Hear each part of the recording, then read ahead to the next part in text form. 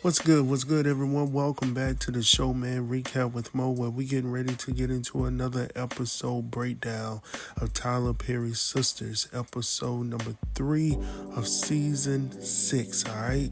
Titled Fanning the Flames. Now, let me go ahead and tell you, this episode was alright. It was a lot better than the previous episode, so I really don't want to hold y'all long. I'm going to go ahead and breeze through this one with no flames intended, all right?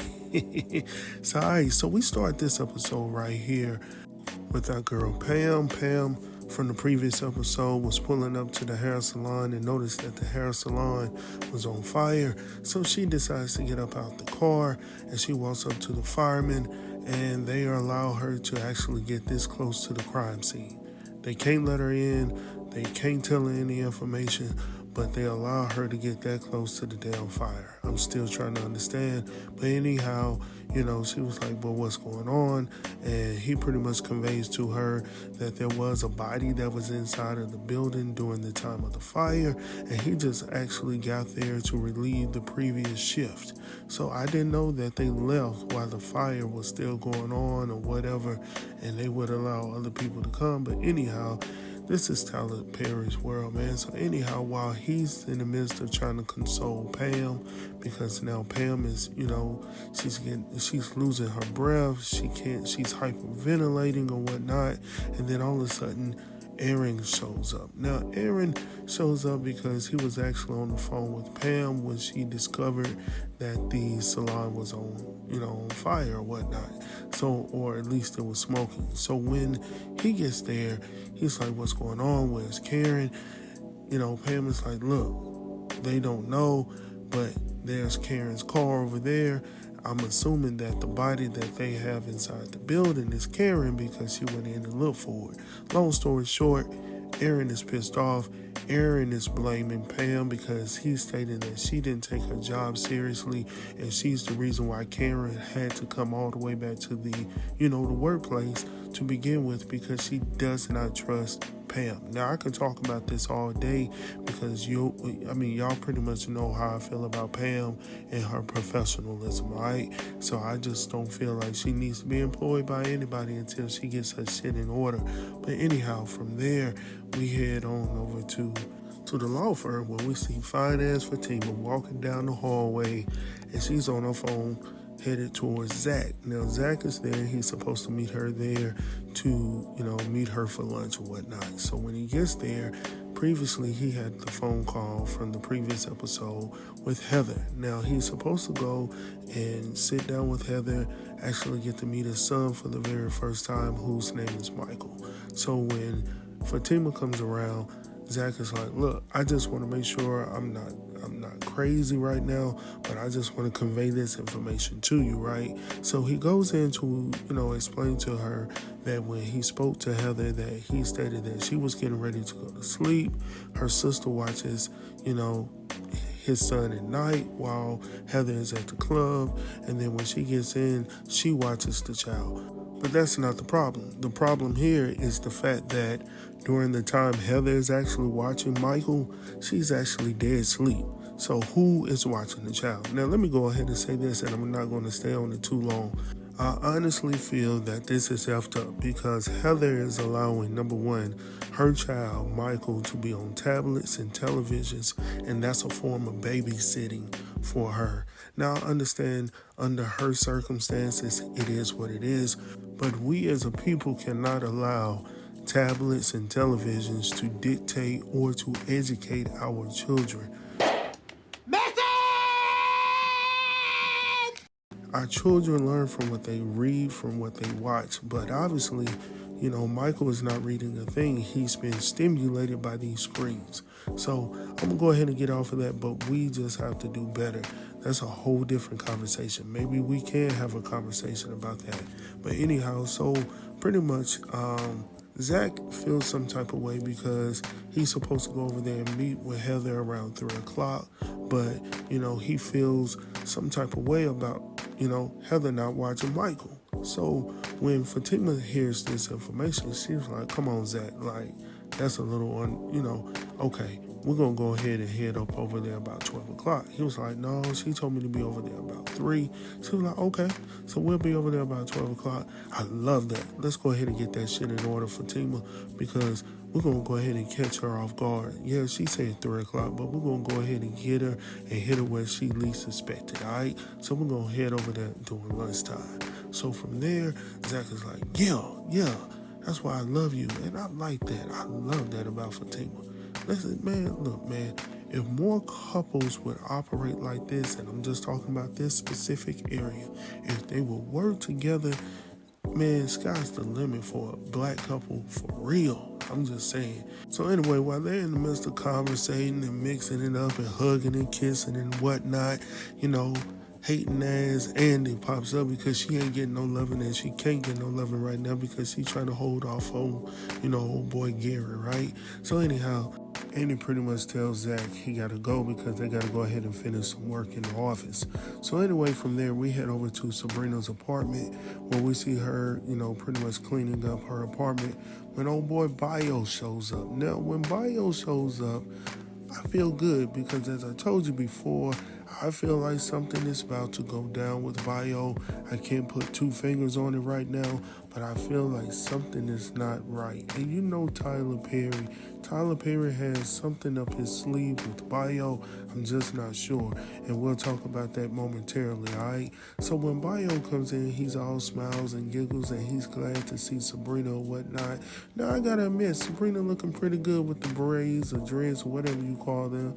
I love a chocolate sister, all right? I'm just going ahead and put it out there, all right? So now, when Bayo comes in, Sabrina puts her shit down on the table, bro, and she goes in for this hug, and I'm like, hold on, wait a minute, Sabrina, what we getting ready to get into, right? So she hugs him up, and he was like, ooh, like, okay. So she was like, look, I'm just so appreciative of what you've done for me, what you've done for Maurice. And he was like, oh, no problem, you know what I'm saying? But he also wants to reassure her that, shit, I got your back, you know what I'm saying? If you need anything, just let me know. Well, she was like, well, that's good to hear. And pretty much she conveys to him that she's potentially going to lose her job down at the bank or whatnot. So he was like, why? Like, you didn't do shit. And she was like, yeah, well, I'm still under investigation until this shit, pretty much goes away, right? So he was like, oh, okay. But then she conveys to him that, no, it's not okay because I got rent to pay, I got my water bill, I got all this shit to pay, you know what I'm saying? And he was like, oh, babe, trust and believe, I got you. And she was like, and if you see the look on her face, she was like, shit, all right. But then all of a sudden she comes back to herself like, Sabrina, get it together. She was like, look, no, I can't do that. You've done so much for me already. Whoop, whoop, whoop. And I was like, come on, Sabrina. Listen, you're going to have to go ahead and give my man some love here because he's giving you the best that he got, and I'm going to go ahead and say that in honor of Anita Baker with all the shit that's going down right now with Anita Baker. Anyway, let me go ahead and get back to the show.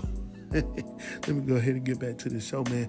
Listen, Bayo is pretty much telling her, look, I got you. So Sabrina is liking what she's hearing right now, but she's not ready to ultimately turn it all over to Bayo right now because she's still trying to figure out, shit, am I going to be out of jail? Am I going to be free?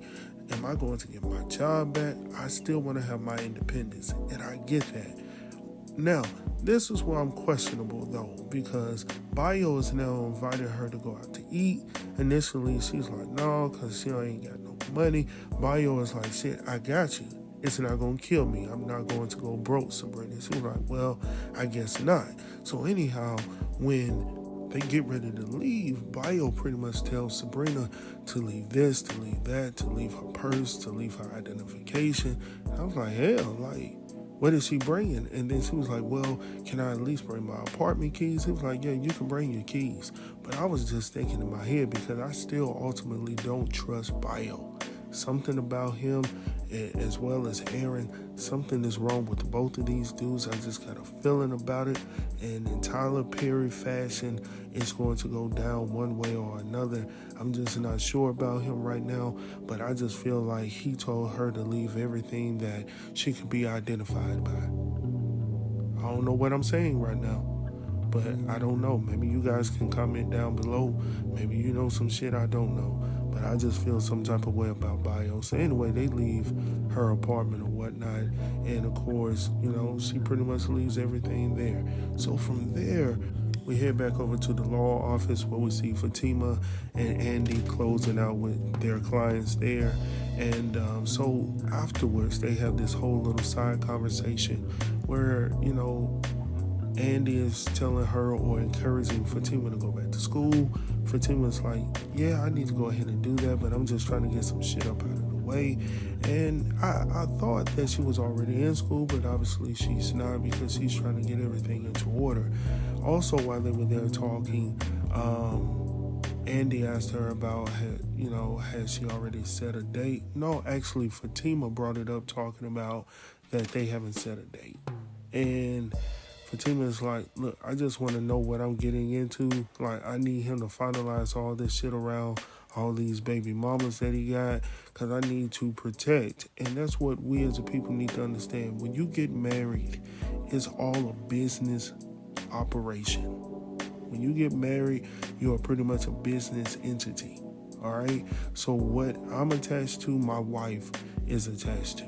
All right? And unfortunately, it is what it is. So she's only trying to protect herself just in case something goes down with Zach and all the buffoonery that he got around him, right? So I get that. I understand that. And I can understand why she feels some type of way about it.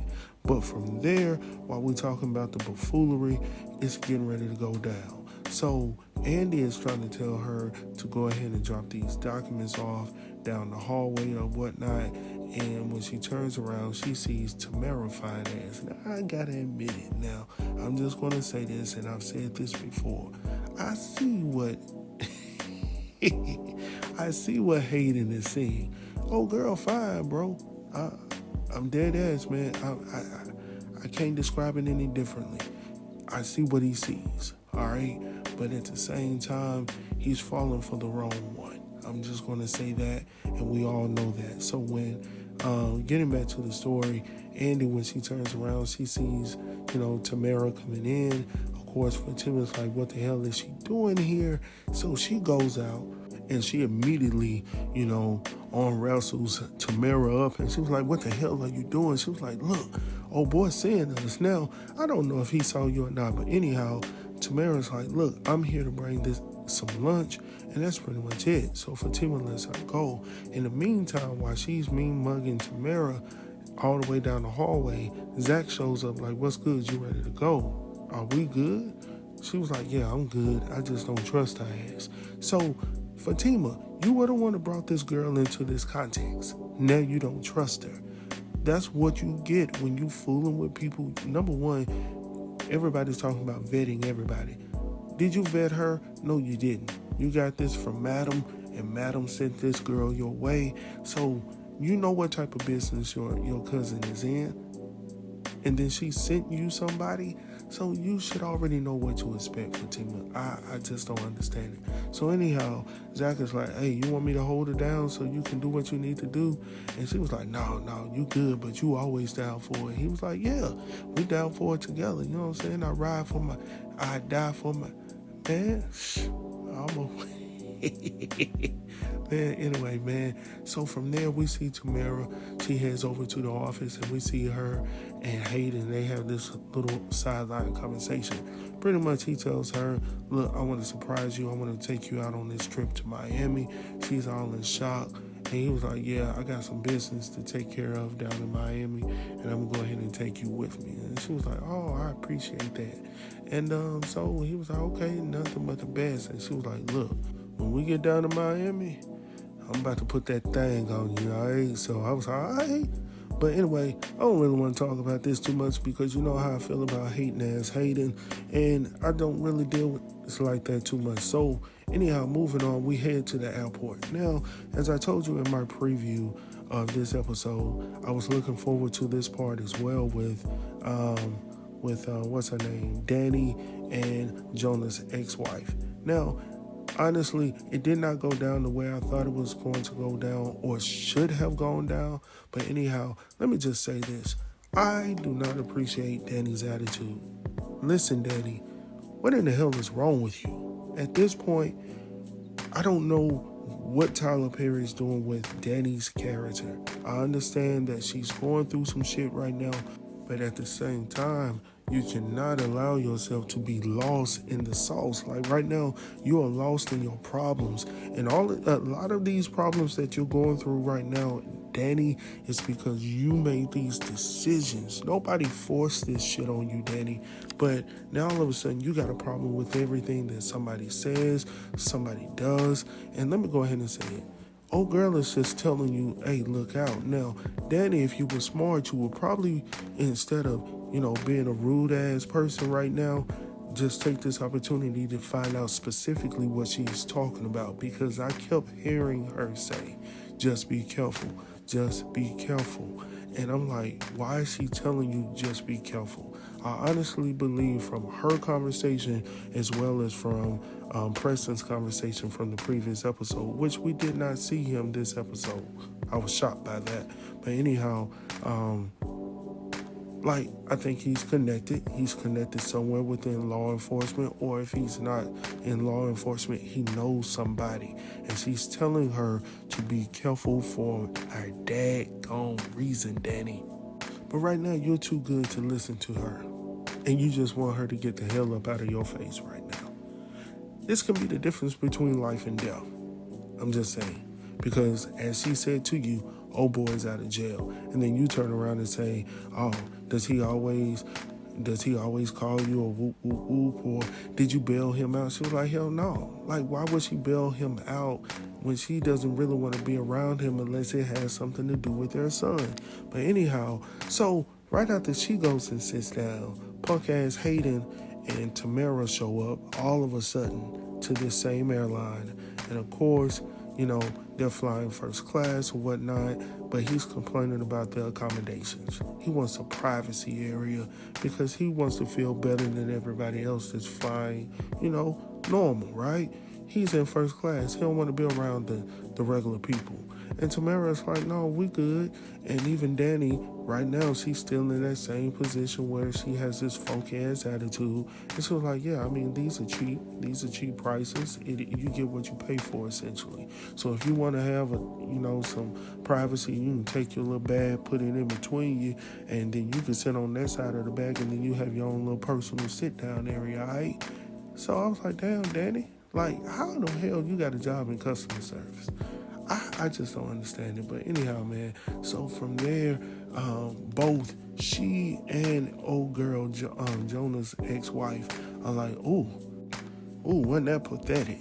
Like, because y'all upset because Tamara and Hayden got something going on and they seem to be happy with one another. Look, don't get upset at them because they seem to be happy and you don't have shit. Man, let me go on and get off of that, man, because don't be hating on folks, man. And I don't even like hating. But at the same time, don't hate on him. He feels like he got something. Anyhow, we head back to the law office and we see Andy and Gary there on the telephone. And he's pretty much just asking her questions like, hey, did you get my message? And she was like, yeah, I got it. And then he's pretty much like, hey, I want to sit down now. I want to take you to dinner tonight. Can we go out to dinner? But she's hesitant. And she was like, look, I'm just tired and shit like that. So he gets a daggone attitude. Look, bro, I'm tired of it, man. He gets a daggone attitude talking about, what, is Robin there? You know where Robin is. You know Robin is not there. All right? So get off of this bus right now. She ain't concerned about Robin right now. You need to focus on what you got going on. So she's pretty much like, look, is that why you called me? He was like, no. So in the meantime, while they're talking, the receptionist comes in and she tells, Andy that she has somebody out there waiting in the lobby. So she's assuming that it is a client. And he was like, Andy, it's not a client, all right? But she was like, look, are you that pathetic? He was like, listen. So she said, okay, I'm going to keep you on speakerphone so your ass can hear that it's a client and I ain't trying to hide shit behind your back. So he was like, okay. So anyhow, when she goes out there, there's this woman that's singing Brandy Norwood's song, Have You Ever? Now, she was all right. but she ain't no damn Brandon Norwood. Listen, Tyler, it would have been better if we had Brandy singing that song to Andy. I think that would have been fire, bro. And then, I would have had something to listen to while Andy was walking her fine ass down that hallway. Listen, we got to do a better job, people. And for Gary, if he would have had Brandy on here, he would have been guaranteed a session. And I'm going to leave it at that. People. Anyhow. So anyway, she agrees to go out to dinner with him because he's not getting off the phone until he gets what he wants, right? So old girl, the receptionist, like, oh, that was nice. She was like, please, like, don't need to get sucked up into it because I ain't even trying to get sucked up into it. So from there, listen, we go from petty to more petty, all right? And I mean that shit. So we head to the hospital. Now, like I said before, I do not know or understand or even, damn it, comprehend how Maurice ended up in the damn hospital room with the person that he just shot. But anyway, this is in Tyler Perry fashion, that things happen that typically wouldn't happen, right? So Maurice is leaning over Q, and he was like, do you need some assistance, or can I change your bedpan, or some shit like that, something comical or stupid like that. Anyhow, so Q wakes up, and he's like, what the hell you doing in here, Maurice? He was like, oh, I'm just coming in here to check in on you. But Q really wants to get some shit off his chest because you can tell by the questions or the comments that he's making directly to Q. It's like, why did you do this to me? Or why did you even do it to Sabrina? Why did you bring her into it? Like, I treated you with respect. I treated you like I liked you. I didn't harm you. I allowed you to live with me. But yet and still, you did this shit to me behind my back. And you're pretty much putting my livelihood in jeopardy as well as my friend Sabrina. So I understand that he's really trying to cope with this because, yes, he's comical. Yes, he jokes a lot. But I do feel like internally that Maurice is pretty much hurting at this point because he tried his best to aid Q in his time of need. The problem is Q, and I'm not a psychologist. I don't know anything. I don't deal with brain issues or mental issues, so I'm not sitting here trying to diagnose Q at all. But obviously from his comments, Q is like, didn't nobody care for me, so I'm not caring for nobody else, and my heart is gone. So if you're trying to plead with my heart right now, Maurice, there's no need for it because it is gone. So I was like, okay, I can see where he's coming from. But Maurice was like, okay, so you're not gonna change the way you talking right now? He was like, get the hell up out of here. He said, I ain't changing shit. Like, y'all will get in, y'all do y'all little time, y'all gonna be all right. But for me, I'm going forever. So he's selfish. So Maurice was like, okay, so since you ain't gonna change your tune, listen, I got $6,000 and I'm gonna give it to anybody that's gonna put them hands on you, and we're gonna unalive you. Essentially, that's what he told him. All right. So Maurice was like, not Maurice, but Q was like, oh, you about that life now? He was like, yeah, I got some people out there that's about that life. All right. So anyway, from there, Q better be on the lookout. So count your days, Q.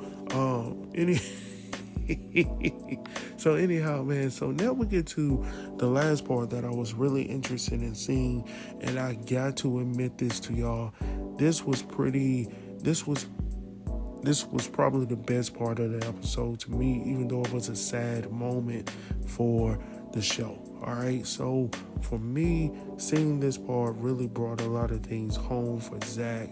And I was really glad to see him in his grown man mode, not being super, silly about shit, just handling his business.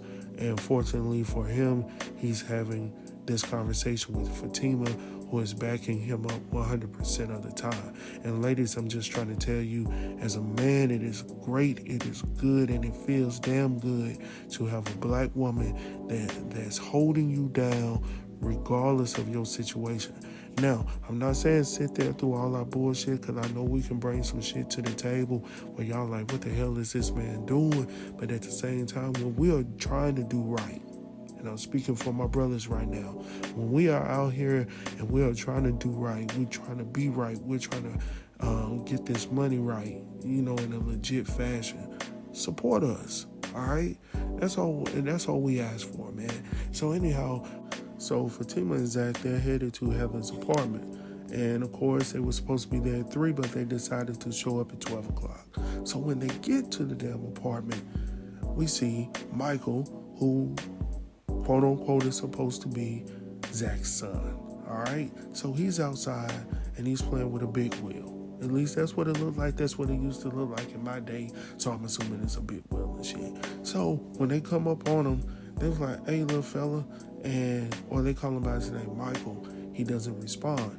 But guess who does respond? The nosy ass neighbor that's sitting outside of her window talking about, oh, he don't talk, he don't do this, and matter of fact, he's still wearing diapers and shit. So that's like, for real? So anyhow, long story short, they take Michael back inside of the house, and when they get inside of the house, I'm just looking at all the shit that's all around the table. I see beer bottles, I see stuff look like they're smoking some stuff all up in there, and food all over the place. It looks like it's so unkempt, and like it's just, I don't know what's going on. But anyhow, it is what it is. So the neighbor conveyed to them that he's oftentimes he's hungry and whatnot. So I'm like, damn, like, okay, so what's going on?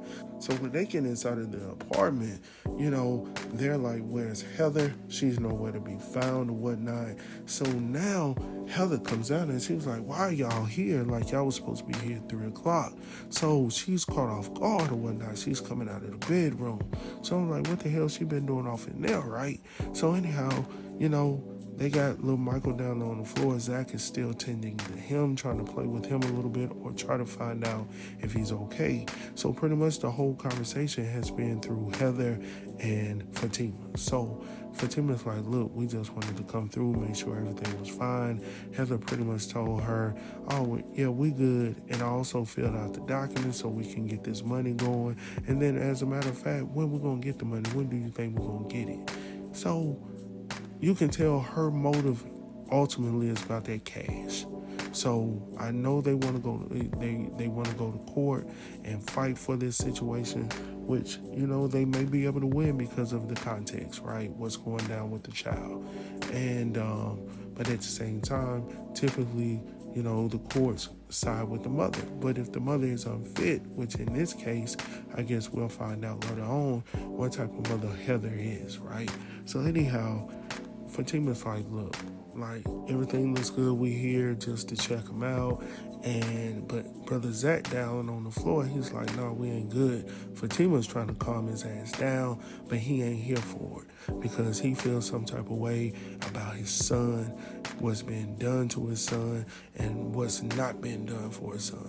So in the midst of all of that, Heather feels some type of way. She feels like she's been attacked and shit. So she's like, y'all can get up out of my apartment because I didn't ask for y'all to come here and start harassing me, and I've been taking care of this child this whole time. Fatima pretty much asked, hey, has he been to the doctor? She was like, for what? He ain't sick. Like, you need to take him on periodic checks. That's how you make sure the child stays healthy, Heather. But obviously, you ain't picked up no book to know that, or even seen it on the tablet or the television, the thing that you allow your son to be on all day while you go to sleep. So you say, right? So while they in the midst of talking about that, Jimmy walks in. Now, who is Jimmy? Jimmy happens to be old girl's boo thing, all right? But he comes in with the white beat on, and he's talking all loud and boisterous and crazy. And he's like, who is this? Who is this?